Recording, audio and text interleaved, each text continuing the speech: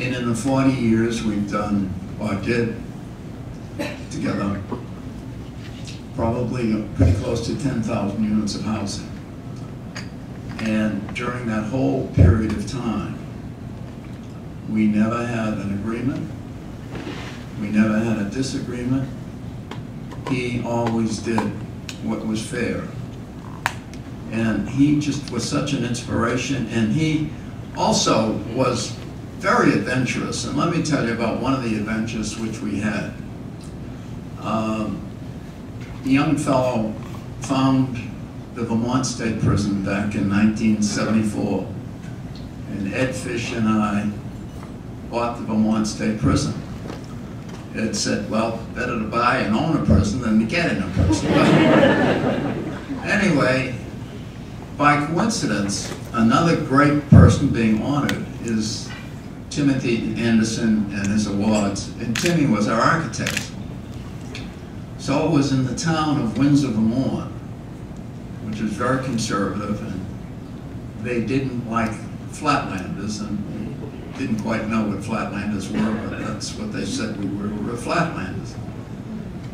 So I spent a little time up there, and somebody said, look, just don't come up here with flashy suits and big rings and tell us you know how to do everything. Be very conservative. Be dressed conservative. So the day we had our hearing before the council, we were all, the three of us, Tim Anderson, Ed Fish, and myself, were all in different places. I gave them the admonition of just come conservatively. So when we all got together at the town hall, we all wore dark blue suits, white shirts, and dark ties. So when the proceedings began, all of the selectmen, there were 5 of them, and they all were wearing lumberjacks. Finally, this one fellow who was the chairman said, you know, hey, you know, before this thing starts, and he leaned over and he said, the 3 of you, right? And I said, yeah.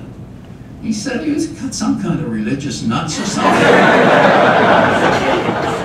Well, anyway, one of the great things that Ed used to tell people about was, in addition to buying the prison, if you want to know how much we paid for the prison, we paid $26,500 for the prison.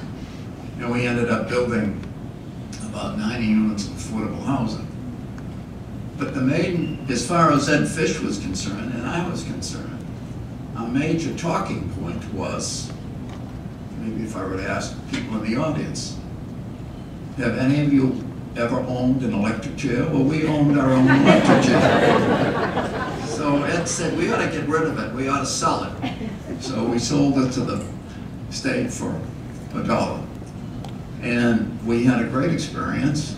We had a problem with them finding us. They didn't find us, but they did find it growing in the yard, marijuana, but I mean, that just, you know. But I must say, the other most most unusual experience I had was nearby in Chelsea when he and I developed Admiral's Hill. And when we were doing Admiral's Hill, we also acquired something that most of you, well, maybe some of you have had one. We acquired our own fire engine because the pumping station which the city put in blew up, and so we had to get an emergency fire engine. So if any of you want to know how to get a fire engine for a discount, you know, I'd be happy to tell you. The evening is a very full evening, and many years ago I was giving a political talk, and I got caught up a little bit, and I began to apologize and said, well, I'm sorry that I'm talking so long, because, you know, I don't have a wristwatch, and there's not a clock on the wall. The guy in front jumped up and said, but there's a calendar behind you.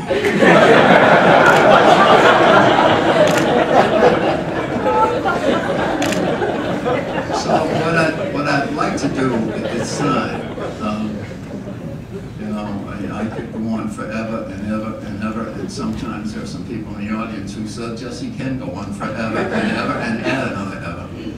I would like to present